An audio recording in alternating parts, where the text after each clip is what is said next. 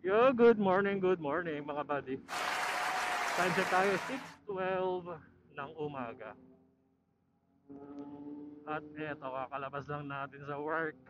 So, today, gamit natin ang mic ng ating intercom na Fredcon KY Pro. Since the last time na sinubukan ko siya at pakinggan ko yung audio niya, okay naman din siya.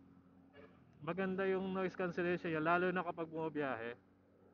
Since wala tayong cut fur or yung parang yung sinasabi lang parang balahibo ng pusa ba nilalagay sa pinaka dulo or sa pinaka ano ng mic para bawas ano din ingay. So ngayon pauwi tayo Marikina and kung mapapansin nyo pinabaybay natin yung motorcycle lane pero kapag umaga mga buddy, actually karamihan naman ng mga motor sobrang kakamadali. Siyempre karamihan ng ganitong oras dahil etong way natin is papuntang Quezon City Circle. Karamihan dito sa mga to is papasok sa work kaya nagmamadali. Kaya yung motorcycle halos hindi na rin na masyado nagagamit sa totoo lang. Kaya katulad ko, mag-u-turn ako sa Tangdang Sora kapag may libre o kaya kapag kaya na ng space or nung distance, bumabay na ako, bumabay na ako sa left side or sa left, pinaka left side ng ano, Commonwealth para din ako mahirapan kasi minsan kapag nasa bandang gitna na ang hirap ng lumipat eh. Siyempre traffic na build up diretso kang Tandang Sora, may narinig akong kumakalansing. So kaya kung mapapansin siya sa mga past videos natin, medyo maaga tayong ano, nagpupunta ng left lane. Tsaka to, yung part na yan medyo alerto rin tayo sa mga hindi masyado familiar dito sa Commonwealth kapag dito sa side na to. May mga ano dito eh, uneven surface. Tulad yan. Ayan no, almost. Kaya doble ingat lang tayo. So ngayon, uwi tayo kasi para sa anak ko na papasok ng alas 7 ng umaga. Let's go! So kapag umaga dito sa part ng U-turn sa ilalim ng Tandang Sora, since merong zipper line dito sa kabilang side, papuntang circle, pinapastop muna nila dito yung palusot, yung pa U-turn. So sa ngayon guys, since ginagamit natin yung mic ng intercom, siguro pansamantala, habang wala pa tayong budget para sa mic adapter, ito muna gagamitin natin. Saka, hindi ko sure kung maganda ba yung audio kasi syempre nakabalaklava tayo. Inaano ko kung kumusta naman yung boses natin. Siyempre kung gugustuhin natin kung pwedeng hindi nakabalaklava para mas maganda, di ba? Pero siyempre, mas maganda kung meron para protection din sa usog. Actually, iniisip ko nga dati, ay nung tinry ko tong intercom, itong mic, kasi napakaingay ng, hindi naman napakaingay, pero maingay kasi yung muffler natin. Iniisip ko baka tunog ng muffler yung maririnig dito sa mic eh. Kaya sabi ko, tingnan natin kung ano yung quality ng audio niya. So ngayon, balik tayo sa motorcycle lane bago tayo mabash. Pero kapag ganitong umaga dito, ang dami rin talagang ano, gumagamit ng motorcycle lane kahit mga four wheels. Lalo na kapag approaching ng Evergodesco. Kasi meron ding ano din, may U-turn slot na ano, tawag na maraming nakaabang. Kaya nagkakaroon ng build up. Itong part din na to, itong sa left side. Minsan ginagamit ko dito kasi ang lubak dito. Yay! Kaya alalay-alalay lang din, siyempre. Bigyan natin ng karapatan, yung mga four wheels. Siyempre, hindi naman tayo para may pagsingitan pa sa kanila. At masarap dito pag umaga dito sa part na to, yung going north, papuntang Fairview, walang traffic. Pero marami pa rin mga mabibilis na sakyan dito, like mga four wheels, mga papuntang Fairview nga, or siguro yung iba pa uwi. Katulad yan, ayun no. Dapat kapag ganyan, pag natin yung sumignal, bigyan nyo na ang karapatan. Huwag nyo nang singitan ng singitan. Pare-pareho naman tayo mga karating. Depende na lang kung natatay ka talaga. Pero minsan pasaway mga jeep dito. Minsan hirap kasabay. Ano, as in talagang ano, minsan bigla na lang silang papasok sa motorcycle lane, hindi mo lang tinitingin sa salamin. Ayun, katulad niya, dito may jeep na yan, no? Oh, ayan.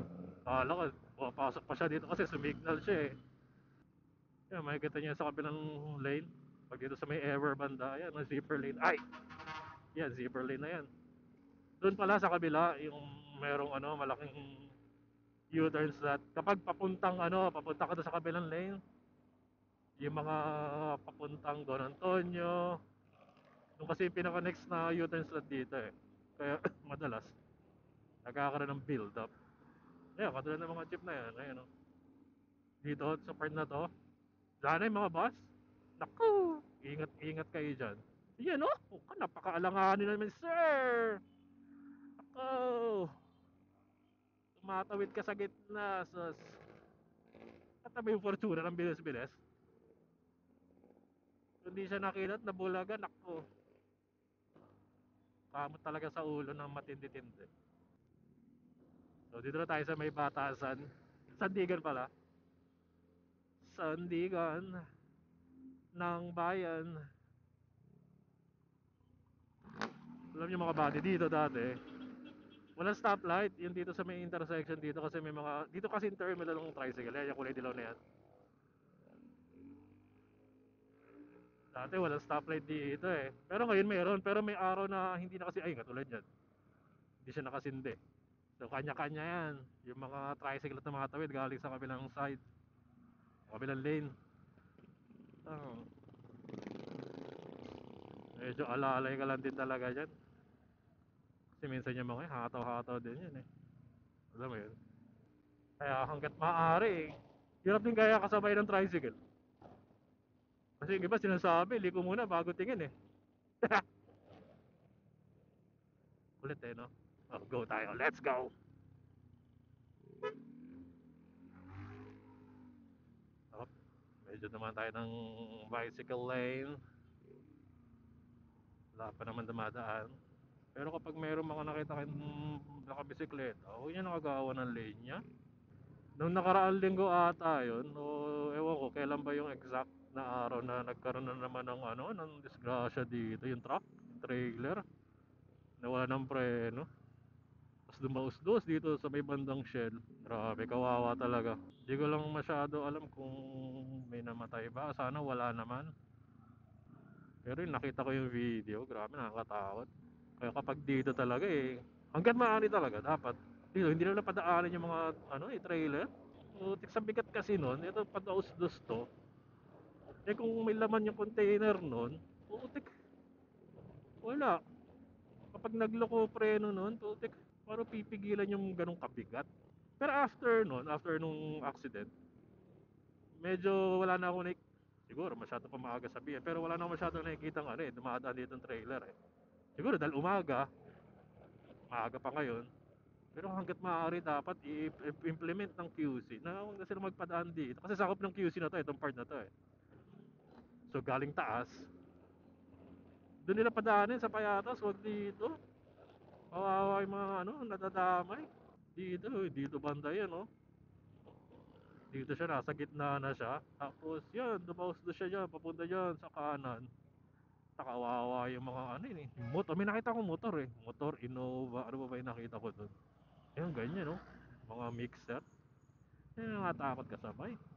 Kaya dito sa part na to, alalay lang din. Dahil kapag ganitong umaga, marami nagbabike. Lalo dyan sa bike lane nila.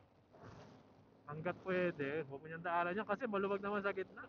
Pero dito, kung dadaanan natin, kung makapansin nyo,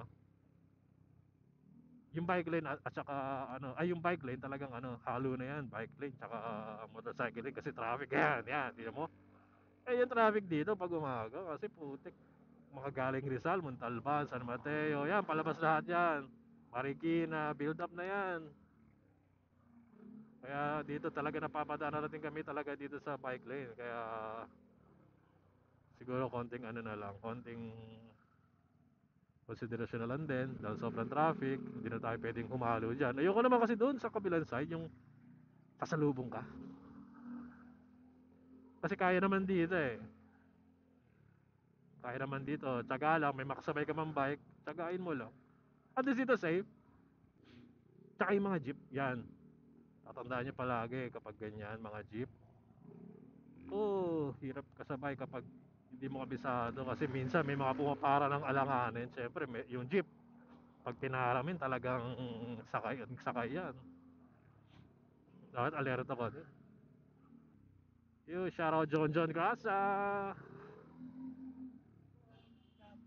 Diyan tayo nagpa-regroup ng bell natin eh. Yan, daming pasahero. Siyempre, umaga, rush hour.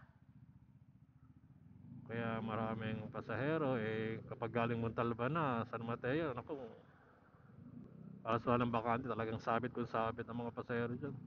Di ba sa'yo ante? Exactly. So, dito na tayo sa bahay. Tara, hatid muna natin yung aking anak sa eskwela. Let's go!